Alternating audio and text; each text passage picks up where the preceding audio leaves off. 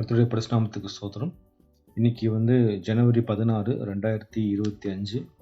இன்னைக்கு நம்ம தியானிக்கிற வேத பகுதி பார்த்தீங்கன்னா 2 கொரிந்தியர் 12, 1-10. இதில் முக்கியமாக நம்ம 10வது வசனத்தை நம்ம தியானிப்போம். அந்த வசனத்தை நான் வாசிக்கிறேன். அந்தபடி நான் பலவீனமாய் இருக்கும்போதே பலமுள்ளவனாய் இருக்கிறேன்.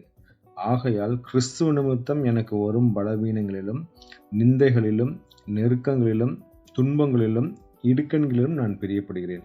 பவுல் அவருடைய ஊழிய பாதையில நிறைய கஷ்டங்கள் இல்லையா.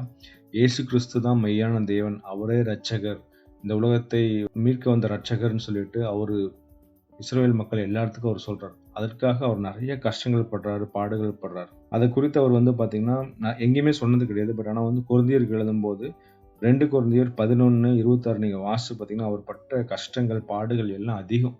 அது மட்டும் இல்லாமல் 7வது வசனம் நீங்கள் பார்த்தீங்கன்னா, அன்றியும் எனக்கு வெளிப்படுத்தப்பட்டவர்களுக்குரிய மேன்மை நிமித்தம் நான் என்னை உயர்த்தாதபடிக்கு என் மாம்சத்தில் ஒரு முள் கொடுக்கப்பட்டிருக்கிறது. என்னை நான் உயர்த்தாதபடிக்கு அது என்னை குட்டும் சாத்தானுடைய தூதனாக இருக்கிறது. இல்லை, அதாவது பவுல் சொல்றாரு, எனக்கு மக்களால் வந்த நாசமோசங்கள் அதிகம்.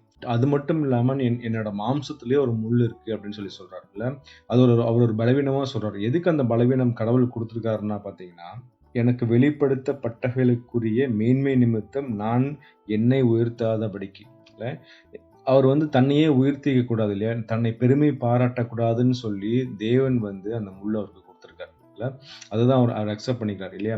அவளோட வெளிப்பாடு நீங்க பார்த்தீங்கன்னா ரொம்ப அதிகமான வெளிப்பாடு. அந்த மாதிரி வெளிப்பாடு நீங்க யாருக்குமே பார்த்துருக்க மாட்டீங்க. 12வது அதிகாரத்துல முதல் 3 வசனம் நீங்க வாசிச்சு பார்த்தீங்கன்னா, அவர் கடவுள் அவரை 3வது வானம் வரைக்கும் எடுத்துட்டு போயிருப்பார்.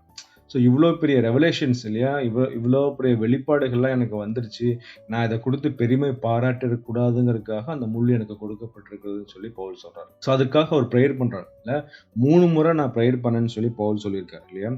8வது வசனம் நீங்க வாசிச்சீங்கன்னா, அது என்னை விட்டு நீங்கும்படிக்கு நான் 3 தரம் கர்த்தரிடத்தில் வேண்டிக் கொண்டேன்.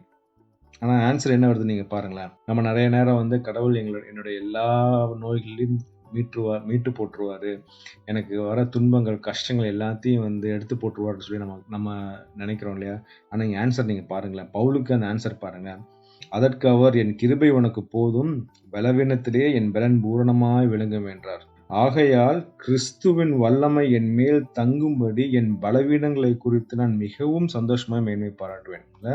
ஸோ என்ன சொல்றாரு, எனக்கு இந்த முள்ளு எதுக்கு கொடுத்துருக்காருன்னா, கடவுளுடைய வல்லமை என் மேல் விளங்கட்டும். இல்லை, என்னுடைய குறைவுகள், என்னுடைய கஷ்டங்கள், என்னுடைய நெருக்கங்கள் எல்லாத்துலேயும் தேவன் என் மேல வல்லமையாய் செயல்படுவாருங்கிற அந்த சந்தோஷத்தை நிமித்தம் இந்த பலவீனத்தை நான் ரொம்ப சந்தோஷமா ஏற்றுக்கொள்கிறேன்னு சொல்லிட்டு பவுல் சொல்றார். ஸோ நம்மளை நம்ம ஆராய்ஞ்சு பார்ப்போம். இயேசு கிறிஸ்துவை நம்ம பின்பற்றும் போது நமக்கு நிறைய கஷ்டங்கள் துன்பங்கள் வருது இல்லையா. ஏன்னா இயேசு கிறிஸ்து சொல்லியிருக்காரு இல்லையா, லூக்கா 9:23, ஒருவன் என் பின்னே வர விரும்பினால் அவன் தன்னைத்தானே வெறுத்து தன் சிலுவையை அனுதினம் எடுத்துக்கொண்டு என்னை பின்பற்ற கடவன். தன்னைத்தானே வெறுக்கிறது இல்லையா, நம்மளால நம்மளுடைய சுயத்தை வெறுக்கிறது ரொம்ப கஷ்டம். அதுவும் அனுதினமும் ஒவ்வொரு நாளும் நம்ம சுயத்தை வெறுக்கணும்.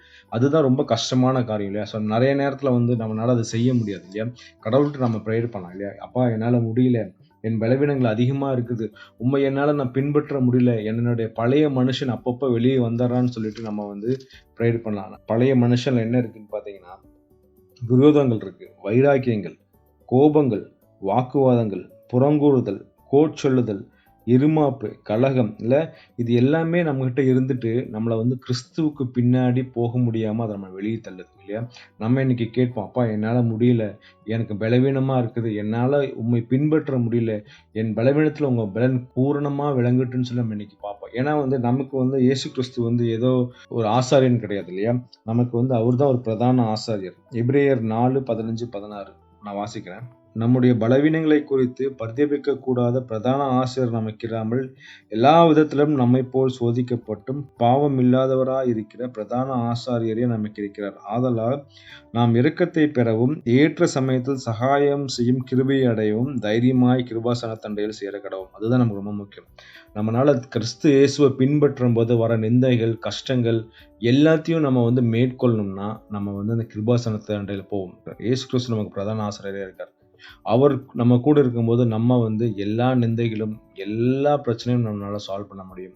ஸோ நம்ம இன்னைக்கு தைரியமா அவருடைய கிருபா சண்டையில் நம்ம போவோம். கர்த்தர் நம்மளுடைய பலவீனங்கள் எல்லாத்தையும் நீக்கி போடுவார். கர்த்தர் தாமே இந்த வசனத்தில் ஆசீர்வதிப்பாங்க. ஆமென்.